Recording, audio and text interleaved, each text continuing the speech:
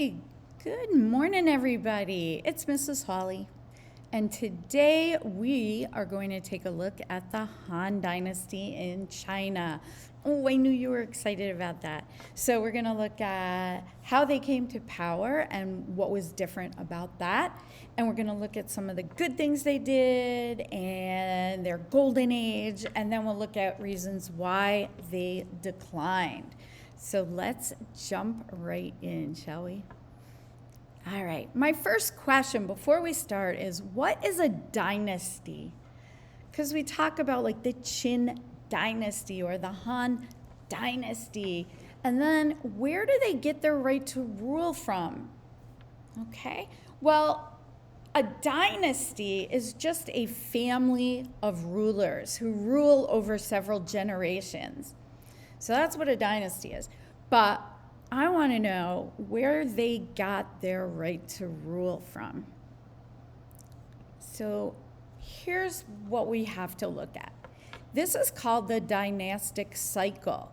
And it's exactly what it says it is. It goes around and around and around because that's what a cycle is. So what happens is a new dynasty comes to power and they bring peace. They make all kinds of internal improvements. Maybe they distribute land to the peasants, which always makes the peasants happy. And they protect the people from invaders by maybe building walls or creating a huge army like the Romans. And then generations go by, and the new dynasty eventually becomes the old dynasty. And then, they've been there for a long time in power, and they start to be less wonderful. Maybe they're taxing people too much. Maybe they don't have enough money to support having the military out on the roads all the time to protect the people. Maybe they don't have the money to keep up the roads and the canals or the walls, and they start to fall apart. Maybe they even begin to treat the people unfairly. So what happens is this new dynasty, they come to power because they claim what's called the mandate of heaven. The mandate of heaven means you get the right to rule directly from heaven, directly from the gods or your ancestors. So when they get to be the old dynasty and things start going wrong, then the people start to think, I wonder if they lost the mandate of heaven. They lost their heavenly right to rule. And then throw in some natural disasters like an earthquake or two or a flood, and peasants are unhappy, so they start revolting. Maybe invaders come in, and there's nothing the government can do to help them out. So what ends up happening is a new group will arise, and they will say, you know what? We have been given the mandate of heaven to rule, and they take over. And then the cycle continues over and over and over again. And so down here it says the mandate of heaven helped explain the rise and fall of dynasties. And it did. And the first dynasty to rule, claiming the mandate of heaven, is the Han Dynasty. Okay, so the Han Emperor, the very first one, was the first to rule using the idea that they got the right to rule directly from heaven. And we are on page 75 in your workbook, in case you were curious. Okay, one of the first things the Han did was they created what we call the civil service exam system for finding employees to work in the government.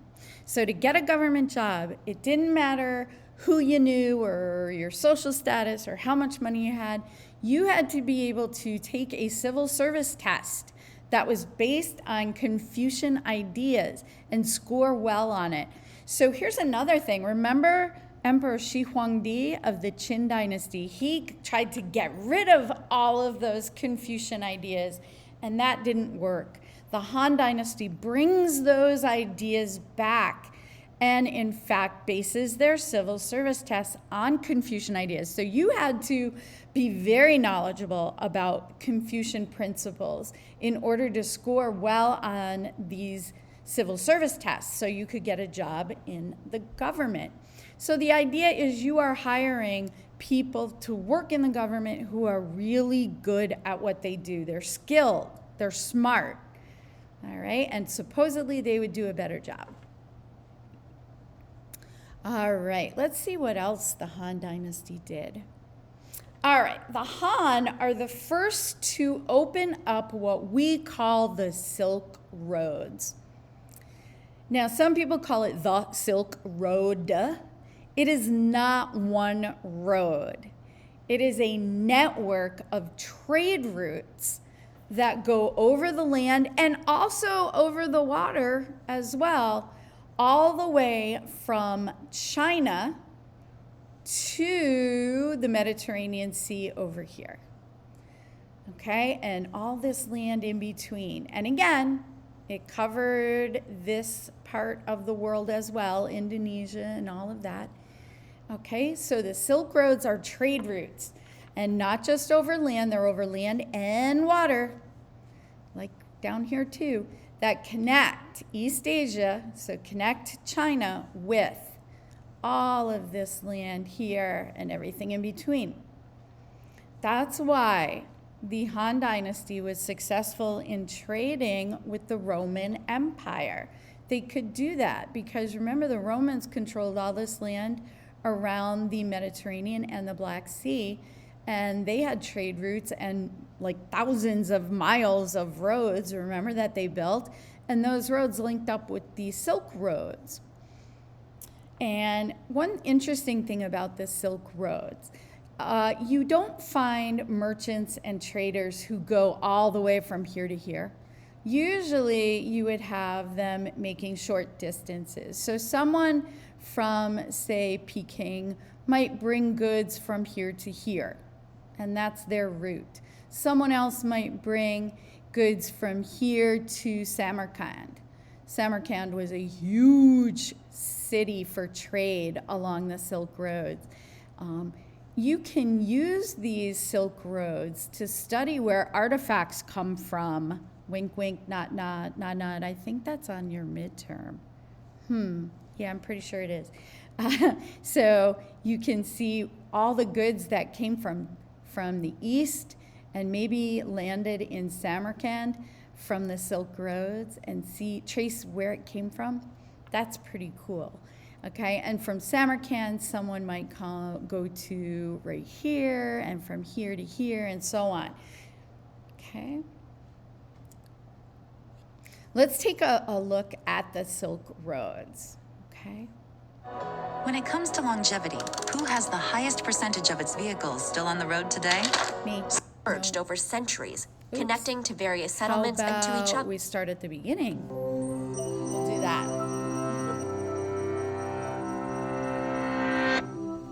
A banker in London sends the latest stock info to his colleagues in Hong Kong in less than a second. With a single click, a customer in New York orders electronics made in Beijing, transported across the ocean within days by cargo plane or container ship. The speed and volume at which goods and information move across the world today is unprecedented in history. But global exchange itself is older than we think, reaching back over 2,000 years along a 5,000-mile stretch known as the Silk Road. The Silk Road wasn't actually a single road, but a network of multiple routes that gradually emerged over centuries, connecting to various settlements and to each other, thread by thread. The first agricultural civilizations were isolated places in fertile river valleys, their travel impeded by surrounding geography and fear of the unknown. But as they grew, they found that the arid deserts and steppes on their borders were inhabited not by the demons of folklore, but nomadic tribes on horseback. The Scythians, who ranged from Hungary to Mongolia, had come in contact with the civilizations of Greece, Egypt, India, and China. These encounters were often less than peaceful. But even through raids and warfare, as well as trade and protection of traveling merchants in exchange for tariffs, the nomads began to spread goods, ideas, and technologies between cultures with no direct contact. One of the most important strands of this growing web was the Persian Royal Road, completed by Darius I in the 5th century BCE. Stretching nearly 2,000 miles from the Tigris River to the Aegean Sea, its regular relay points allowed goods and messages to travel in nearly 1/10 the time it would take a single traveler. With Alexander the Great's conquest of Persia and expansion into Central Asia through capturing cities like Samarkand and establishing new ones like Alexandria as Shad, the network of Greek, Egyptian, Persian, and Indian culture and trade extended farther east than ever before, laying the foundations for a bridge between China and the West. This was realized in the 2nd century BCE when an ambassador named Shang Qian, sent to negotiate with nomads in the West, returned to the Han Emperor with tales of sophisticated civilizations, prosperous trade, and exotic goods beyond the western borders. Ambassadors and merchants were sent towards Persia and India to trade silk and jade for horses and cotton, along with armies to secure their passage. Eastern and Western routes gradually linked together into an integrated system spanning Eurasia, enabling cultural and commercial exchange farther than ever before. Chinese goods made their way to Rome, causing an outflow of gold that led to a ban on silk, while Roman glassware was highly prized in China. Military expeditions in Central Asia also saw encounters between Chinese and Roman soldiers, possibly even transmitting crossbow technology to the Western world. Demand for exotic and foreign goods and the profits they brought kept the strands of the Silk Road intact, even as the Roman Empire disintegrated and Chinese dynasties rose and fell. Even Mongolian hordes, known for pillage and plunder, actively protected the trade routes rather than disrupting them. But along with commodities, these routes also enabled the movement of traditions, innovations, ideologies, and languages. Originating in India, Buddhism migrated to China and Japan to become the dominant religion there. Islam spread from the Arabian Peninsula into South Asia, blending with native beliefs and leading to new faiths like Sikhism. And gunpowder made its way from China to the Middle East, forging the futures of the Ottoman, Safavid, and Mughal empires. In a way, the Silk Road's success led to its own demise as new maritime technologies like the magnetic compass found their way to Europe, making long land routes obsolete. Meanwhile, the collapse of Mongol rule was followed by China's withdrawal from international trade. But even though the old routes and networks did not last, they had changed the world forever, and there was no going back. Europeans seeking new maritime routes to the riches they knew awaited in East Asia led to the age of exploration and expansion into Africa and the Americas. Today, global interconnectedness shapes our lives like never before. Canadian shoppers buy t-shirts made in Bangladesh. Japanese audiences watch British television shows, and Tunisians use American software to launch a revolution. The impact of globalization on culture and economy is indisputable, but whatever its benefits and drawbacks, it is far from a new phenomenon. And though the mountains, deserts, and oceans that once separated us are now circumvented through supersonic vehicles, cross-continental communication cables, and signals beamed through space rather than caravans traveling for months, none of it would have been possible without the pioneering cultures whose efforts created the Silk Road, history's first World Wide Web.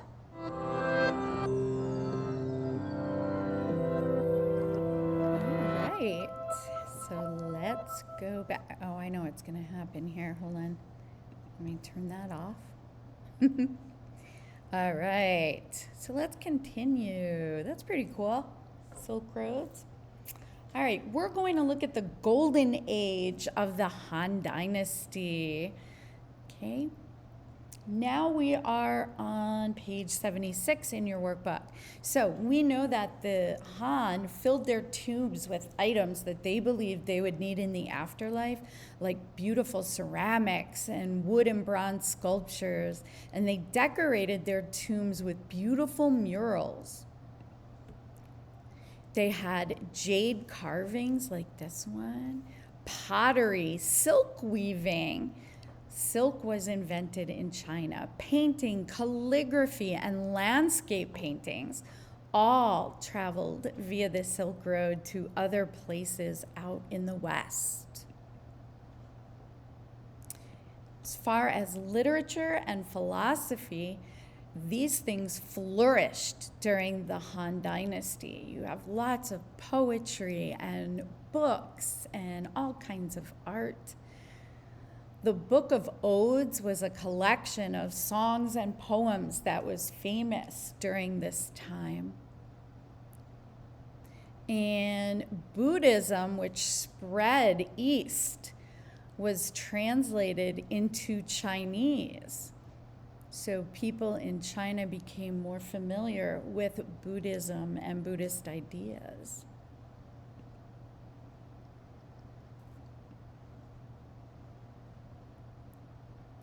The Han Dynasty came up with all kinds of methods to solve their problems. They had a lot of issues with engineering and surveying. They had to deal with issues of trade and taxation as well. They are the first to use negative numbers. Curse them. Never understood negative numbers. They used square roots. And some would say, even more importantly, they created the first compass to determine direction. With a compass, you could travel more securely, knowing what direction you're going.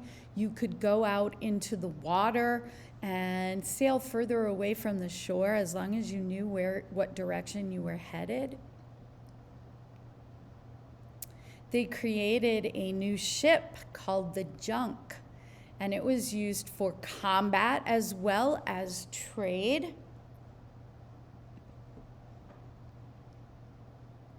They created the first rudder for ships. The rudder is what helps you steer the ship. Okay, the next three I want you to write. You're going to type on the bottom of page 77.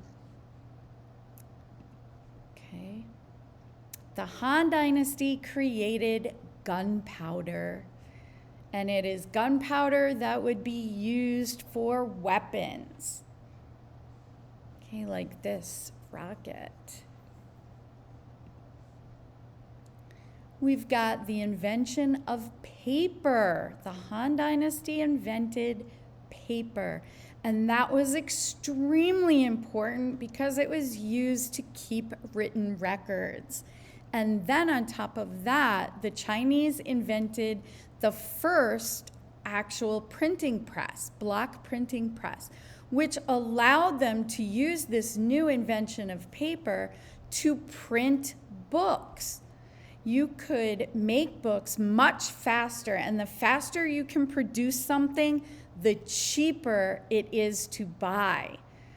Books before that had to have been written by hand, and that takes a long time, which means they're very expensive, which also means common people can't usually afford them. So the printing press, created by the Han, made books cheaper to produce in China, so more people could buy them and read. All right, we are now talking about the decline of the Han Dynasty on page 78. There was a lot of internal corruption, and that caused their court to grow weak, and they kind of separated themselves from society, so they kind of lost touch with what the people wanted and needed. You've got scholars and several of the army generals who fought for power, and that would lead to massacres inside of the Grand Palace. Government officials didn't have to pay taxes, and peasants would hide when the tax collectors came. So that meant that the government didn't have enough money to pay for everything that it would need to pay for.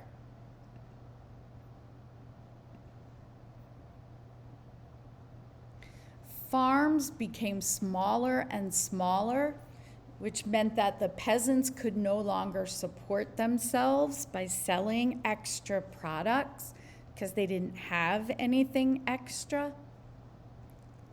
And then you've got invasions from groups like the Mongols and the Huns from the north. These are people, nomads, who rode from place to place on horseback, from the steppe, from the grassland on the Asian plain. And there was nothing the Han could do to keep them out.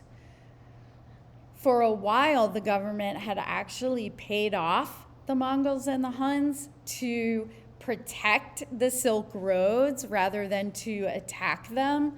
Only when the government ran short of money, they could no longer pay them. And so they stopped protecting the trade, and the trade will come to an end. It became too dangerous. So you've got long periods of war that went on, and that weakened the Han government as well.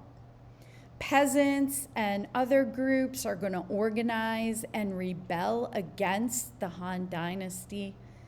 And then local governments actually became stronger than the Han's central government.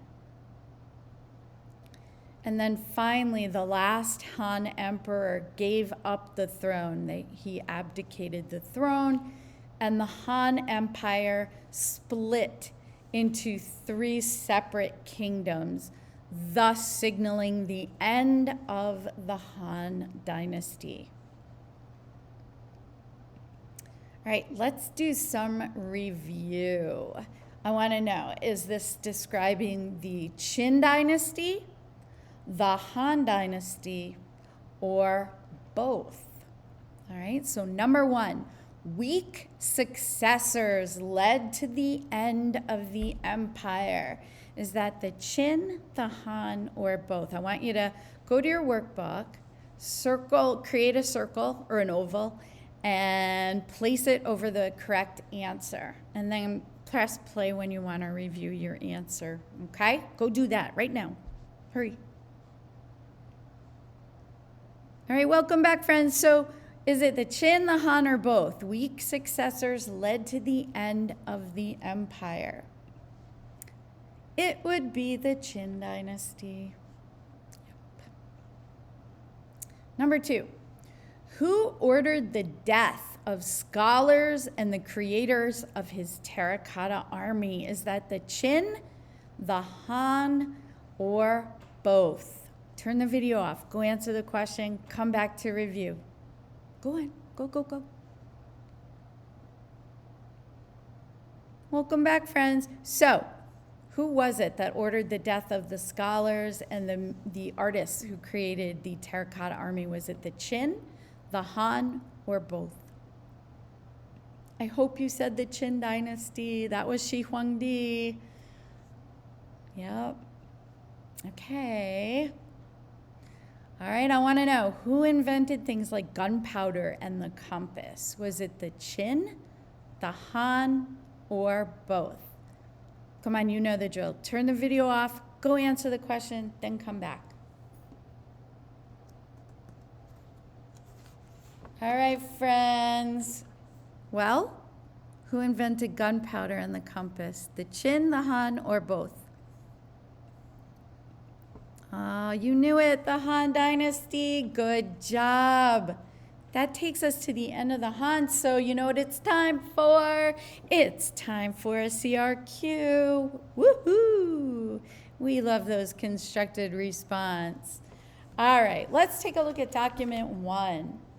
Document 1 is from a source called The Responsibilities of Rulership. Okay? And it's from a Confucian scholar and government official during the Han Dynasty. We're on page 80 in your workbook, so I want you to follow along as I read this. He who rules the people is the foundation of the state. Now, in administering the state, nothing is more important for transforming the people than reverence for the foundation. Reverence, you know, like revering them. If the foundation is revered, kind of worshipped, the ruler will transform the people as if a spirit. If the foundation is not revered, the ruler will lack the means to unite the people. If he lacks the means to unite the people, even if he institutes strict punishments and heavy penalties, the people will not submit. So, question 1 says, describe the historical circumstances surrounding the type of government Zhang Shu, the writer, is describing. All right? So remember, historical circumstances. What was going on at the time? Who's he talking about toward the end of his little writing there? All right? So I want you to turn the video off. Go try to answer the question as best as you can. Then come back and we'll review. Okay?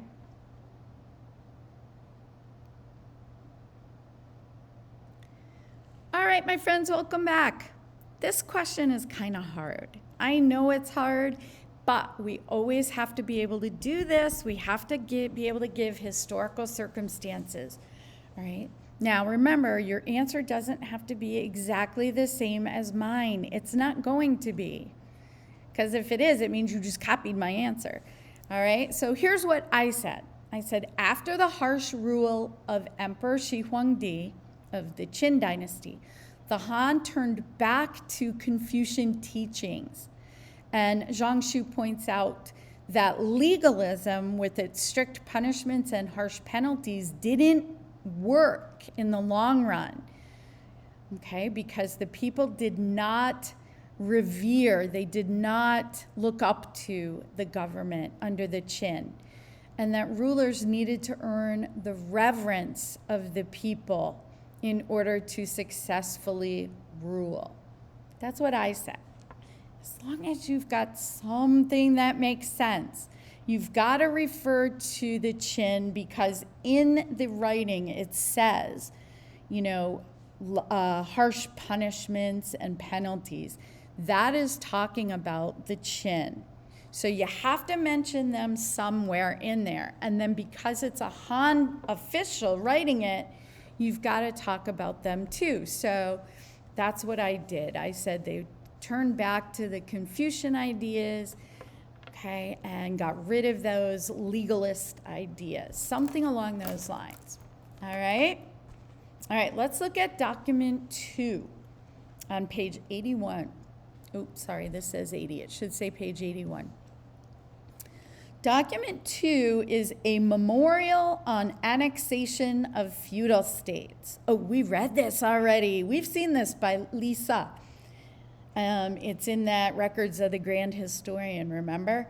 So he says, now with the might of Qin and the virtues of your highness, at one stroke, like sweeping off the dust from a kitchen stove, the feudal lords can be annihilated. Imperial rule can be established, and unification of the world can be brought about. This is the one moment in 10,000 ages. If your highness allows it to slip away and does not press the advantage in haste, the feudal lords will revive their strength and organize themselves into an anti-Qin alliance. Then no one, even though he possessed the virtues of the Yellow Emperor, would be able to annex or take back their territories. All right. So the question here is, based on this excerpt, explain how audience affects the way Lisa presented his ideas to Emperor Shi Huangdi. So who's the audience? Who is Lisa speaking to? I'll give you a hint. He's speaking to the emperor, right? So how would that affect how he presents his ideas? Okay, so stop this video. You go answer that question in your workbook, okay, and then come back to review. Go on. You can do it.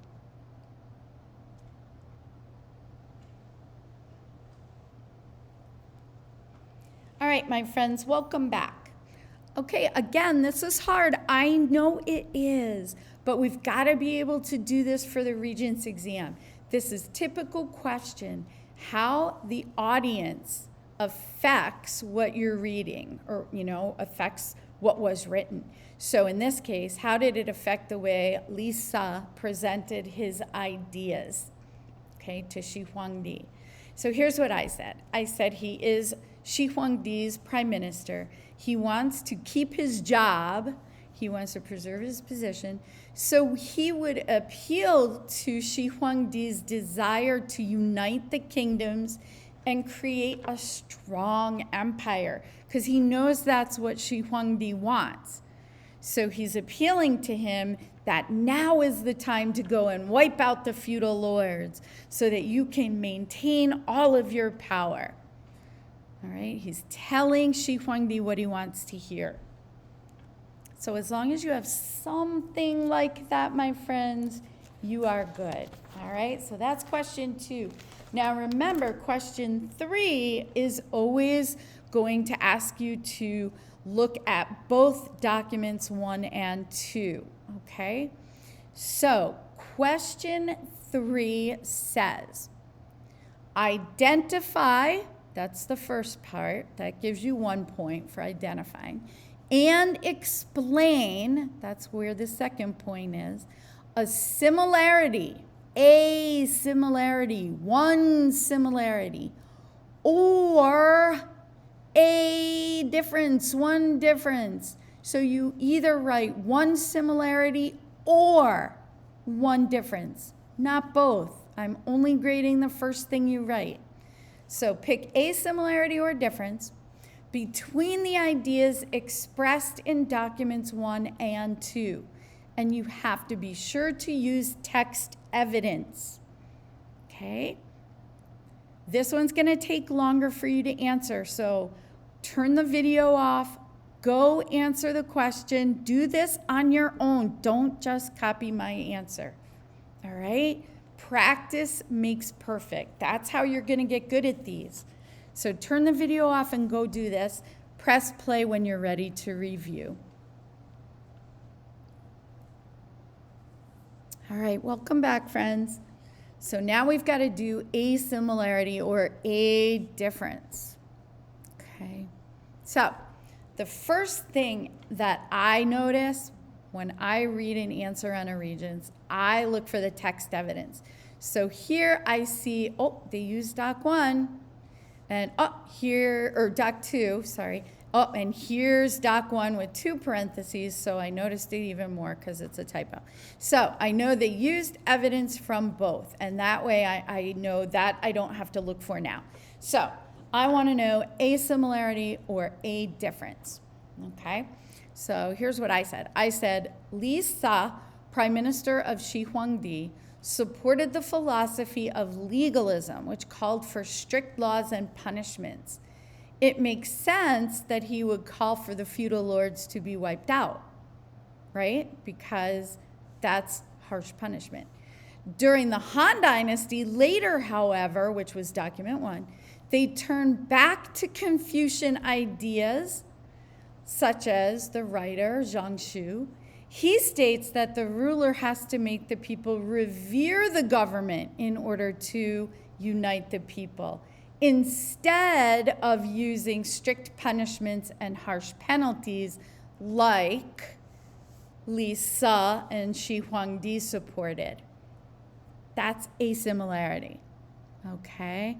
Or actually, that's the difference, I'm sorry. So that is the difference between the 2 documents, okay? So the difference is how they both wanted to rule. Okay, Shi Huangdi, based on Lisa's advice, supported strict punishments, whereas Zhang Shu is suggesting that they not do that, that instead they use these Confucian ideas to rule instead. All right? So that's your difference. That's what I said.